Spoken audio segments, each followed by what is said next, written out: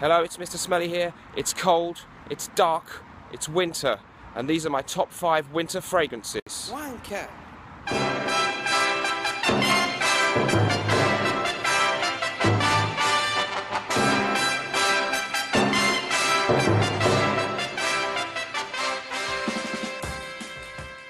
Okay, hello everybody. So welcome to my winter top 5. Why am I just doing a top 5 fragrances when some of my other lists have been top 10s? The reason is because I felt like my autumn top 10 had a lot of choices that still really stand as good ones for the winter, and I didn't want to just repeat, and I wanted to keep the video length down. So autumn and winter, what you're going to wear there, I don't think it's that different, but here we're going for some of the even more rich ones, or ones that I've just discovered or been enjoying since I did my autumn top 10. So the link to that one is in the description below, and I would stand by most of those as good choices. So into my top 5 for this winter, here we go. Number 5 is going to be Lolita Lempicka Eau Masculine Eau de Minuit. Okay, so this one is a fantastic licorice based scent. We've got some vetiver and woodiness in the dry down as well, and what you get really is a really dominant note of licorice. I'm not a big fan of eating licorice, but I love the smell of the note that they've used in this. So this one is a flanker of the original Eau Masculine by Lolita Lempicka, but it's a little bit more rich and it's an intensified version of that. It really is very, very wearable to me. It's not overpowering.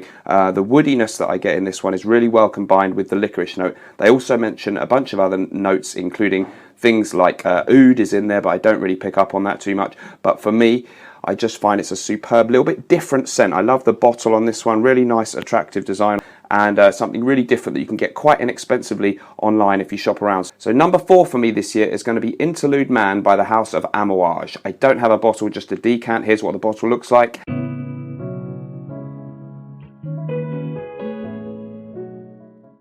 This one's known as the Blue Beast, and for good reason. What you get here is a really exotic, powerful scent with smoky incense, a little bit of oud, and spices. There's allspice listed as a note. There's some leather in there as well. It's a really smoky, rich, opulent scent. It smells extremely expensive. It's very powerful. It's a little bit daring for most people, but for me, I've tried a few amouages, and I've actually liked this one the best so far, for the simple reason that when I'm going for an amouage, I want that exotic experience. I want that power, and this really seems to have all of that. It's a little bit daring, so for me, my 10ml decant that I've got here, not very much, is going to last me a good while, because I'm not going to wear it very often, but I'm looking forward to enjoying this one and actually giving it some wearings in these colder months of winter. So number 3 is Naxos by Xerjoff. Again, I've got a decant, but I borrowed a friend's to show you the presentation on this one. Here's the clip. The box on this is fantastic. I don't normally spend too long on packaging. Worth mentioning, this one is an expensive fragrance, but at least you do get something for your money because the presentation is rather stunning. So the bottle itself, of course, is the highlight, and that is beautifully done. You have to say, a fantastic bottle, and when you sniff the fragrance, there's no disappointment whatsoever. So Naxos by Xerjoff, what a great scent this is. To me, the main things I get out of this is honey, cinnamon and tobacco. There's also some lemon and bergamot freshness in the opening, so it's a little bit fresh. People talk about this one as the niche version of Pure Havane by Thierry Mugler, and I think that's not a bad description. It smells a little bit like that, but with higher quality ingredients, and you can really smell what smells like the most fresh, high quality tobacco leaves you've ever come across in your life in this one. A really great niche scent from the luxurious house of Xerjoff. The performance is sensational. It's actually pretty unisex, but works absolutely no problem for a man to wear this, probably leaning a little bit more towards the masculine side, in fact. And I just find that the performance is great. I don't have tons of sweet scents or ones with tobacco, and for me, this is a great winner. My little decant will do me fine, but if you can get the bottle with that fantastic presentation, even better. An absolute winner for winter beast mode performance. So a quick bonus feature now. I'm going to throw it over to Tyler from TM Scents. He's a relatively new YouTube reviewer, and I'm really excited to have him on the channel. I asked him if he could just let us know one of his favourite winter fragrances. So over to you, Tyler. Hello everyone, my name is Tyler with TM Scents, and I just want to say thank you to Mr. Smelly for having me on your channel. This is just an amazing opportunity. I'm so glad that I got this invitation. Thank you so much. I'm very honored. So, you want to talk winter fragrances, is that it? Well, I have many winter fragrances that I enjoy, but right now, if I had to recommend one to the everyman who needs kind of a fragrance for the wintertime, I would have to say it is a fragrance that I've turned around on a whole lot. I wasn't the biggest fan in the beginning, but I am a big fan of Valentino Uomo Intense.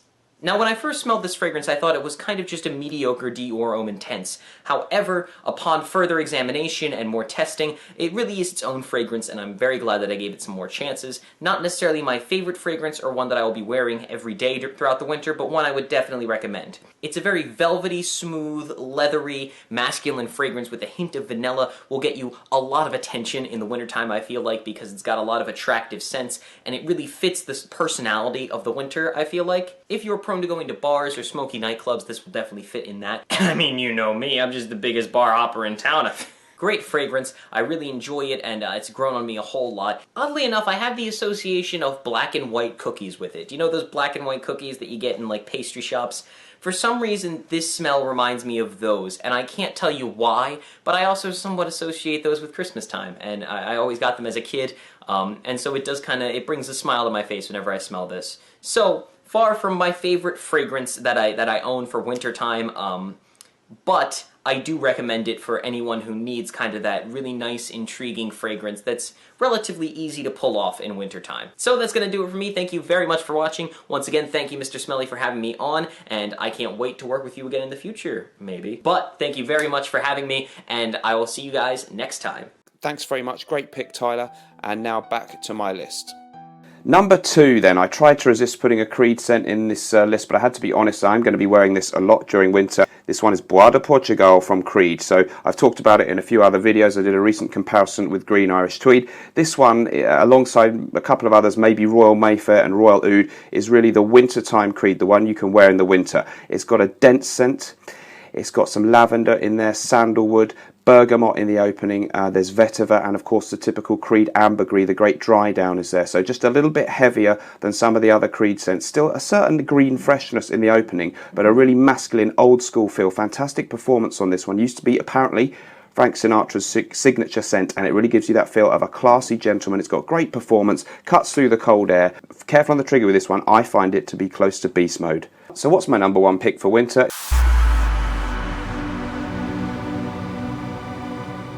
It's going to be this one, Antaeus by Chanel. What an incredible revelation this one has been to me this year. I was really pleased to pick up this 50ml bottle on a Facebook group, and I'm absolutely loving this one. What we've got in here is a lot of masculinity, real old school masculinity, but if you compare it to things like Koros or Drakkar Noir, other old school powerhouses from the 70s and 80s, this one is the most classy and to me the most easy to wear. It's got very good performance. It's been reformulated a few times. This is not a vintage one, but the performance is still decent for me.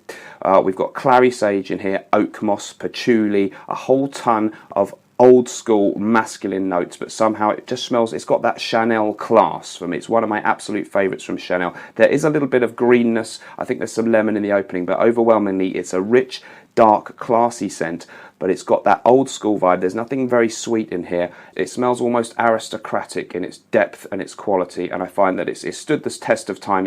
It's still on the shelves for a reason, and I've really been impressed by this one, and just one of my absolute favourite powerhouse scents, perhaps the most wearable one out there. So if you're looking for some old school stuff that you can still wear and feel confident in this day and age, maybe it's a little bit for someone in their 30s and upwards, I would say this one, but if you feel that you want to give out that mature vibe at any age, this is a superb choice. My absolute favourite, I think, this winter at the moment, number 1, Chanel Antaeus. So that's it. Thank you very much for joining me. Remember, whatever we're doing in life, let's project.